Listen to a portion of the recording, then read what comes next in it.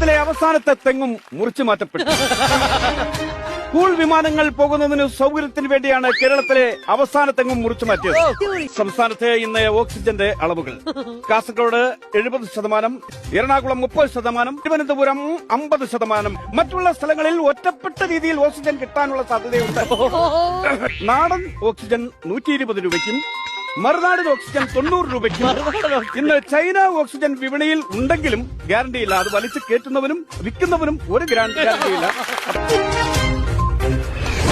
മറ്റൊരു ഞെട്ടിക്കുന്ന വാർത്ത: ഒരു യുവതി സ്വന്തം ചേച്ചിയുടെ ഭർത്താവായ റോബോട്ടുമായി ഒളിച്ചോടി. യുവതി സോഷ്യൽ മീഡിയയിൽ പങ്കുവച്ച ദൃശ്യങ്ങൾ വൈറലായിക്കൊണ്ടിരിക്കുന്നു. ക്ഷമിക്കണം. എറണാകുളത്ത് റോബോട്ടിനെ പീഡിപ്പിക്കാൻ ശ്രമിക്കുന്നതിനിടയിൽ യുവാവിന് ദാരുണ അന്ത്യം. റോബോട്ടിന്റെ ബാറ്ററിയുടെ വയറിൽ നിന്നും ഷോക്കേറ്റാണ് യുവാവ് മരിച്ചത്. യുവാവിന്റെ സംസ്കാരമില്ലാത്ത ഇവനൊക്കെ എന്ത് സംസ്കാരമല്ലേ, അത് വിട്ടുകളാ.